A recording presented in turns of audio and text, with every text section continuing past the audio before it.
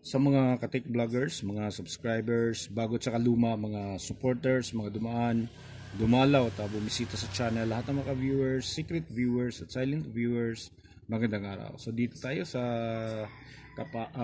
isang capacitor lang, kung pwede ba ikabit sa dalawang driver, yung isang capacitor lang ito.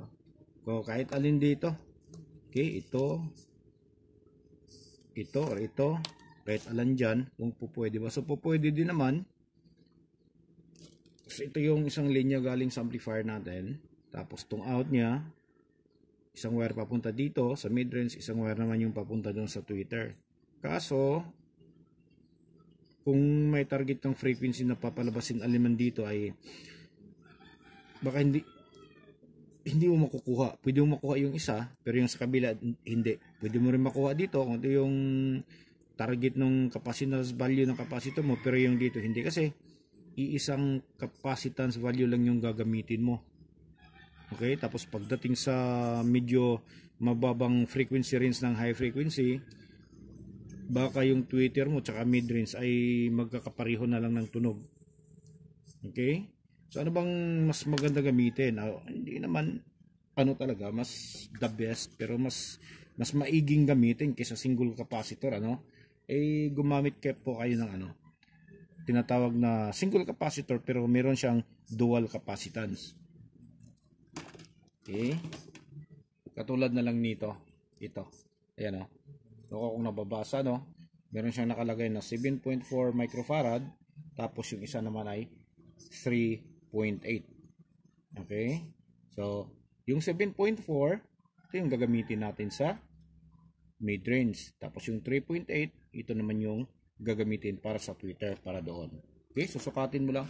So papakita rin natin sa inyo kung nasaan dito yung 3.8 o kung tama ba yung value nito at kung tama ba yung pagbabasa ng lumang multimeter natin.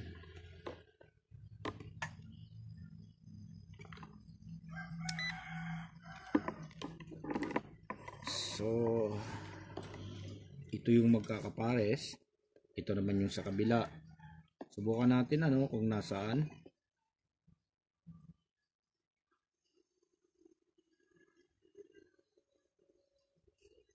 So 3.8. Okay? So tamang-tama yung basa ng mumurahing multimeter natin. Ayan 3.8. So ito yung 3.8.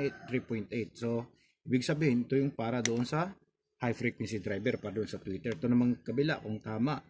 Kung papatak siya ng 7.4 or yung malapit na value lang.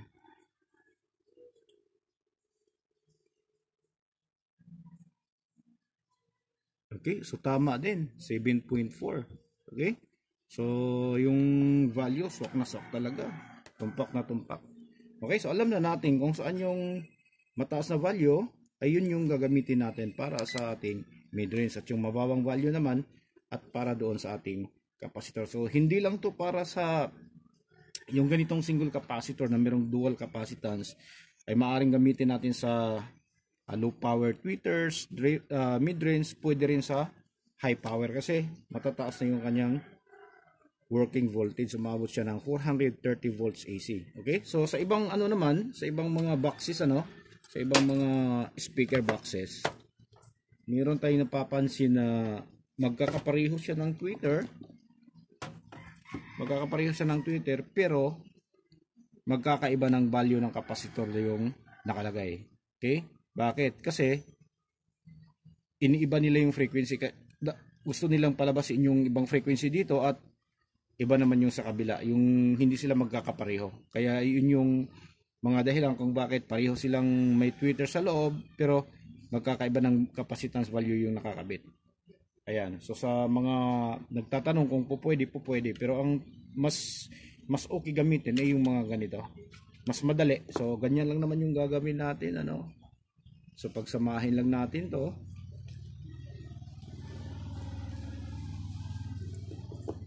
Okay? Tapos ito yung galing sa amplifier natin.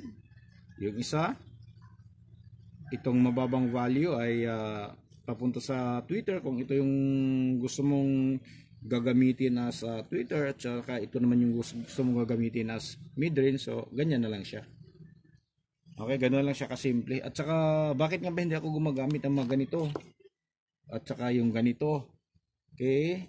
O kaya yung mga ganitong electric fan capacitor. Okay, bakit hindi ako gumagamit? Pati ganito hindi ako gumagamit. Hindi ako gumagamit kasi iba po kasing trabaho nito. Ang trabaho po kasi nito merong mga ganitong capacitor na starting capacitor at running capacitor. Okay, yung starting capacitor ay nagbibigay ng malakas na torque para mag-start yung makina. Tapos yung ano naman, yung running capacitor, nag-i-stabilize siya sa takbo ng makina. Okay? So yun yung ano, hindi katulad nitong mga ganitong mga capacitor talaga na yung kanyang capacitance value ay naka-specific talaga para doon sa target na frequency na gusto mong palabasin. Okay? So, yun yung kaibahan nila. Kaya, mga ganito. So, doon lang ano lang natin, halimbawa lang natin kung pwede bang, ano bang mas madaling gamitin, kung pwede bang gumamit ng isang kapasitor. So, ayan, nasagot na natin. So, pwede po. Okay? So, hanggang dito na lang siguro tayo. So, maraming salamat. God bless at bye-bye.